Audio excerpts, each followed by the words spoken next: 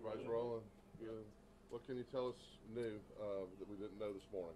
Well, I will say from this morning that we've actually learned that this shooting probably occurred in the daylight hours yesterday afternoon. Our victim, Skylar Williams, was shot in the Spanish Fort area, and ultimately his body was taken to the Major Creek area in Stockton. Can you walk us through perhaps how it all happened from Spanish Fort to the bridge in Stockton? I mean, kind of. Well, that's part of the investigation. I can't really go into all those details at this point just because it's so early. But at this point, we believe that our victim and another person were both. The other person wasn't actually shot, but they were shot at, both in the Spanish Fort area. The other victim, she was able to get away. Mr. Williams succumbed to his injuries and ultimately ended up under the bridge there at Majors Creek. The relationship with the home this morning where the search was going on, who lived there? How does that residence tie in? There's numerous people that live there on that street. We're not ready to release any of that information at this time, although I do believe that later on tonight we'll be able to officially charge someone with this.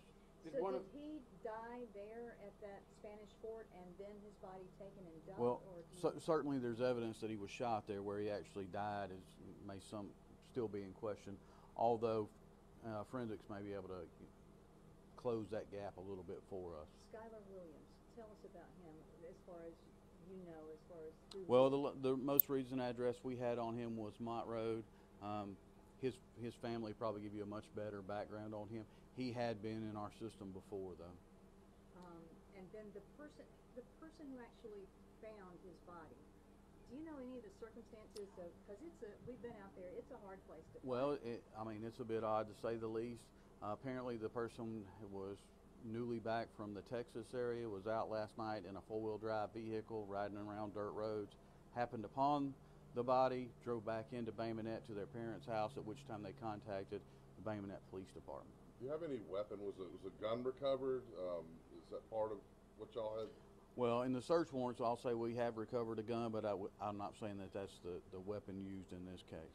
Some folks in that area reported around 3:30, I think it was. It sounded like automatic gunfire, although the police say that they never got a report of any gunfire in that area. Well, certainly that's something anybody that believes they heard gunfire around 3:30, that's someone we want to talk to. We haven't been able to locate anyone that will say that today.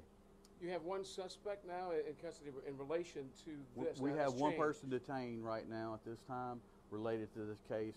Initially, we contacted another person last night. They were detained, but they're being held on warrants from another agency. The home that you searched in Spanish Fort, does that belong to any one of your suspects or the victim? I don't know that it belongs to him, but we do know that he hangs out at that area. The victim or the suspect? The suspect. The suspect. Do you have a motive in this at all that you have settled on? Well, we think at this time it's probably drug related. That's something the investigation will have to, proceed and dig into. But at this point, that's what it looks like. It doesn't look like it's a domestic issue or anything, and we obviously don't think it's random either. It's a little confusing, I guess, and I know you can't go into detail, but the other victim is a female, and she was driving this vehicle. She was with our victim, Mr. Williams, at the Spanish Fort location. We believe shooting started, and she was able to get in the vehicle and drive away. So the shooting didn't happen in the vehicle. They were outside the vehicle when this occurred. Mm-hmm. Well, I believe it happened both ways, if that's what you're asking. Yeah.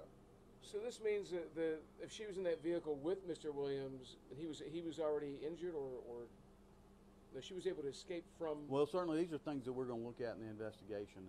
Right now, we believe that she's going to be a victim in the case. Certainly, hopefully later tonight, we'll be able to have the appropriate charges and define this better for you. So she was able to take off by herself in her vehicle, as you say? Or was Mr. Williams in that vehicle with her? Mr. Williams ended up under Majors Creek Bridge in Stockton. Mm-hmm. So she fled the area. Okay. Did she ever report being shot at to you guys, or how did you find out? Yes, we do have a report from her now that she was fired at. Yes. But she waited until she did not report this at the time, though. This came later? She didn't report to the Baldwin County Sheriff's Office at this time. At that time, no. Okay. All right. Thank you. You're welcome. All right. So that's the latest on. Sorry about that. On the investigation into the homicide that we've been telling you about all day long. That was Colonel McBrown. The next time you That was